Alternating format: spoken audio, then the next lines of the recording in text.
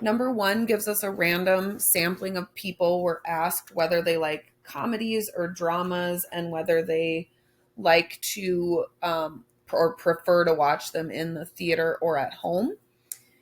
And it wants us to create a relative frequency table that shows the percentage of comedy lovers that prefer each location and the percentage of drama lovers that prefer each location. So in order to do the percentage, we need to take each number divided by the total. So we need to add up all four of these numbers and find out that the total number of people in this survey is 224. And so we'll divide each of these by 224 to get the decimal, and then we'll turn that into a percent. So as we do this, 57 divided by 224 gives us 0.254, which is 25%.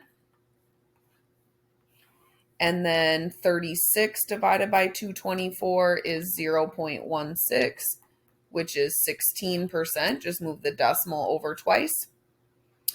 78 divided by 224 gives us 0.348, so approximately 35%. And then 53 divided by 224 gives us 0.236, which is about 24%. So these would be the numbers we could put into the table for the relative frequency. So if I just cover up these numbers that are in here. So let me get rid of these. Then we could just replace them with the percentages that we found. So 25%, 16%, 35%, and 24%. That would be our relative frequency table. Number two, there are two types of soil used to grow corn to see if there's an association between the type of soil and the time it takes to reach harvest readiness. Due to the difficulty in making soil B, there were only 100 corn plants grown in that soil type. Complete the table so that it suggests no association between the soil type and the time it took to reach harvest readiness. So if there's no association, that means that both soils are approximately the same proportion. So no association equals the same proportion, or approximately the same proportion for each set. So if we take a look at this, if we total these up, add these together, we get 410. So if we look at 279 divided by 410, it gives us about 0.68, which means 68% of the corn took less than 80 days, and then that would mean 32% took more. So now we would like that to be the same for soil B. So 68% of the 100 corn we want taking less than 80 days. So 68% of 100 is just 68. So we'd have 68 here and 32 here. That would keep us with approximately the same distribution. Number three, a recent survey investigated the relationship between traffic tickets and the cost of a person's insurance. The scatter plot looks like this, and the line that models the data is given by this equation, where X is the traffic tickets and Y is the cost. The slope is 73. What does this mean in this situation? So remember, we have 73 over 1. And this bottom number is the X. So this is the tickets. And the top is the insurance money. So this means for every one ticket, so for every increase in one traffic ticket, the insurance goes up $73.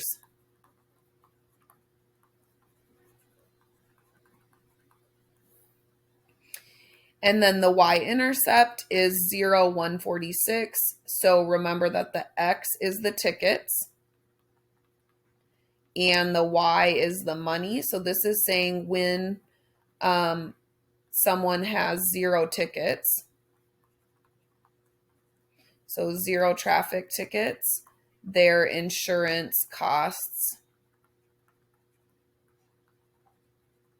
$146.53.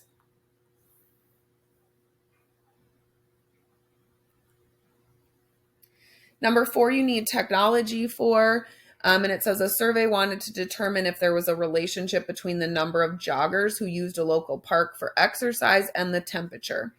The data in the table displays the findings. Use graphing technology to create a scatter plot. So let's take a look. I've put the data in. Remember, you go to Stat and then Edit to get your data. Then you want to make sure your stat plot is on by pushing second y equals and making sure that your plot is on. So mine says on, but if yours doesn't, you can just go in here and push enter on. And then you're going to want to zoom in to fit your data. So if you go to zoom and arrow up, you'll see a zoom stat. It's option number 9. That'll zoom your window in on your data. So then this just asks, is a linear model appropriate for this situation? And you could argue yes or no probably here. You could even take a look at the line of best fit if you wanted. In my opinion, the data is going to get sketchy up in the upper temperatures, right? Because it makes sense that the lower the temperatures, the lower the number of runners are, right? So then it makes sense that it's kind of increasing in here. But then as you have these temperatures that are really high, it feels like less people are going to want to be jogging, right? Let's say you live in the South and it's 110 or 120 degrees outside. Are these number of joggers still going to be increasing like it kind of looks like here? And I would argue that no, the number of joggers are going to decrease in those higher temperatures. So I would say a linear model is not representative, and because the higher temps are going to have less runners. And we kind of see that variability, right? So you kind of see when you get up here, then all of a sudden this drops to 15, okay, or it's higher at 72 than it is at 85. So I would say no. And in which case, then I wouldn't be doing the line of best fit, because I'm saying it doesn't model the data. If you decide that it does model the data, then you're going to want to go and calculate your linear regression and use this for your line of best fit. So I will write this down for any of you that are saying yes. So if you decided yes to this, then your line of best fit is going to be y equals 0.40x and then minus 1.7. And let's see, 1.77. So then the slope in this context would be this, and it would say for the increase of 1 degree in temp, it's going to increase by 0.40 runners, which makes sense until, in my opinion, until we get up here into these ones, into these higher temps. And then it says what's the y-intercept, and that's going to be negative 1.77. So this is meaning at 0 degrees Fahrenheit, there are negative 1.77 runners, which obviously doesn't make sense because can't have negative people.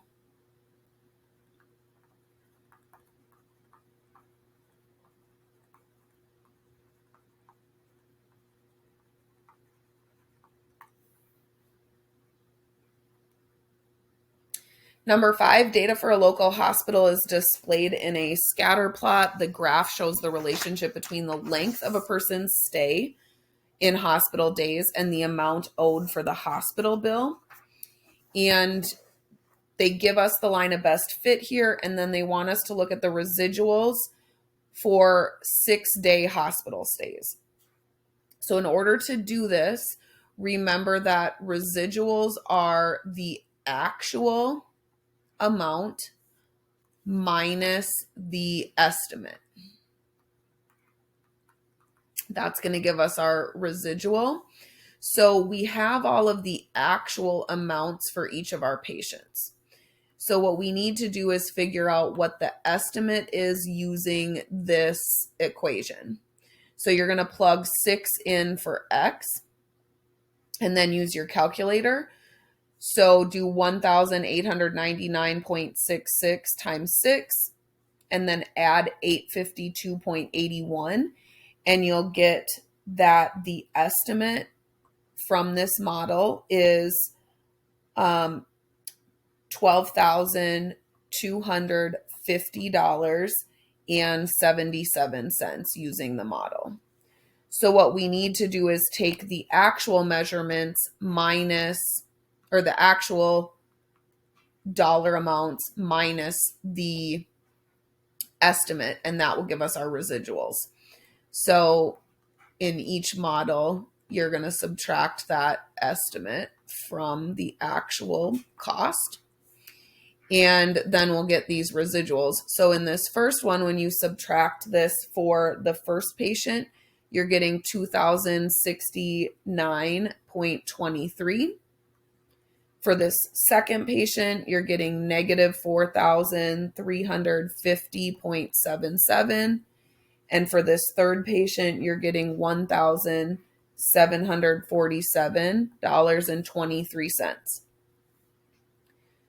So then it asks us to compare these residuals and kind of what do we notice about these things. So how are they similar? They're all different, right? They're all different than the expected or the average.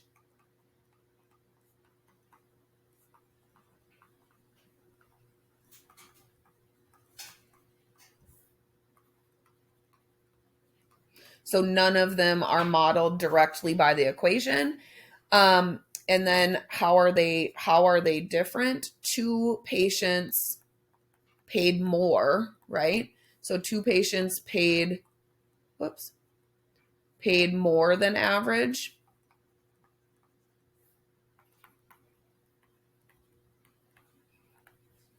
So these 2 paid more since their residuals are positive, and 1 paid less. And I mean, this makes sense if you know anything about healthcare and insurance, because it kind of depends on, this person must have had some pretty good insurance because they paid less than the average amount, significantly less than the average amount versus these other 2. And it could also have to do with quality of care and obviously the cost of the hospital. Number 6, select all values of R that indicate a strong negative slope for the line of best fit. So that means that our R value needs to be negative. So it certainly can't be number 1, and it can't be, A, and it can't be D, and it can't be E because it has to be negative.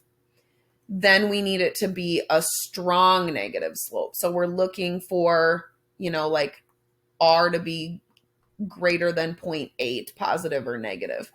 So 0.97 would be good. 0.45 would not. 0.8 would be pretty strong, and 1 would be the strongest. And then those are all negative. Number 7, Noah collects data to investigate the relationship between the number of runs scored by his favorite baseball team and then the number of runs scored by his high school baseball team. Which value would we think would be the correlation coefficient? So his high school team scoring has nothing to do with his favorite baseball team scoring, unless, of course, they were the same team. But likely his favorite baseball team is not his high school baseball team. He's probably doing some type of professional baseball team here. So these are not going to be correlated at all. So 0 would be the best fit there. Number 8, Noah creates a scatter plot showing the relationship between the number of free throws made in a basketball game and the number of points scored. The correlation coefficient is 0.76. So are these correlated? So yes, this shows that there is a correlation and it's positive, right? So it's positive 0.76. So there is a positive correlation. But it's not super strong. It's kind of close because 0.8 and higher would be considered pretty strong. And this is pretty close to it, but there's definitely a correlation here or an association of some type. Do either of the variables cause the other to change? So even though there are other factors at play here, the more free throws you make, the higher your score is going to be because a free throw is worth points. So even though there are other variables that impact the score,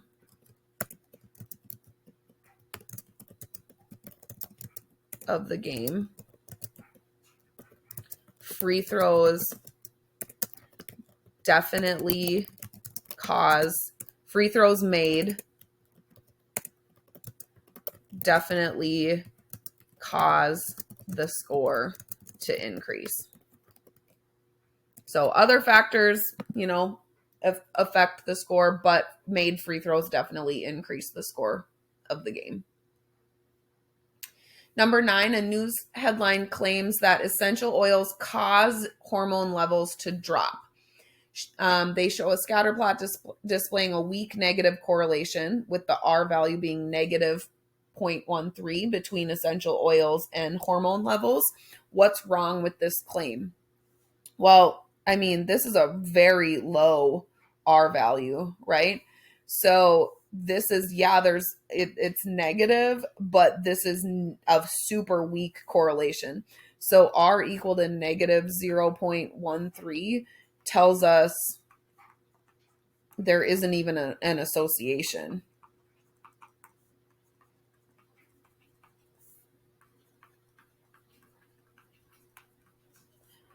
Between the two, let alone a causality.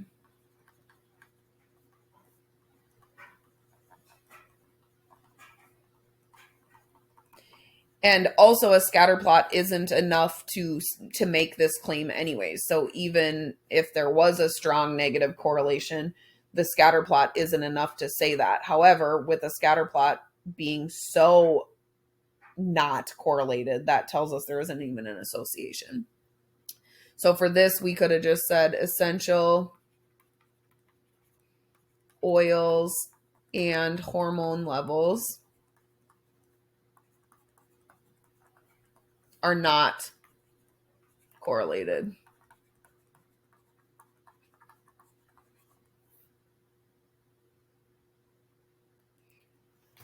All right, then number 10 requires that we use technology. So again, go into your calculator.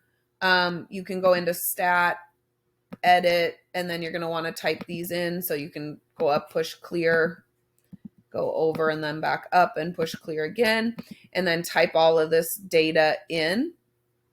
And then you can do zoom 9. So zoom and then stat will get your stat plot or your scatter plot in your window. So I've already done this. So here's the scatter plot, and then here's the linear regression or the line of best fit for it. And so this asks us to just kind of decide what we see. So what conclusions, if any, can you draw from this information? Justify your thinking with the math that you've learned in this unit. So some of the things that we can see here is, if we did some type of linear, it does appear to be going down, right? And then we see this R value is negative 0.68. So this is telling us that there appears to be a negative correlation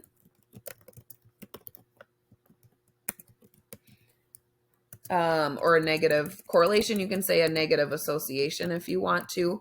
But it appears that there's a negative association. The R equal to negative 0.68 means that our line of best fit isn't going to model the data super accurately.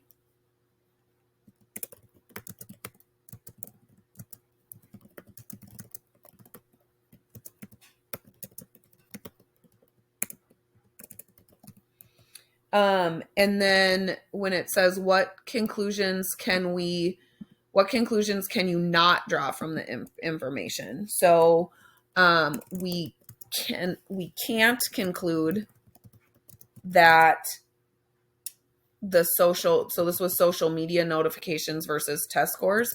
So we can't conclude that social media notifications on our phone causes lower test scores, because the R value, equals negative 0.68. And there are other factors at play here. For instance, if you just got a lot of notifications on your phone one day because maybe you had a family emergency, so is it the notifications or is it the family emergency that created your lower test score, or these different things? And maybe you get a lot of notifications, but you don't check them, so then your test scores are higher. So we can't conclude that there's a causation between these, but we do know that there's some type of negative correlation, that the number of notifications on your phone suggest that they're going to decrease your test scores. So an association, but we can't say what causes it.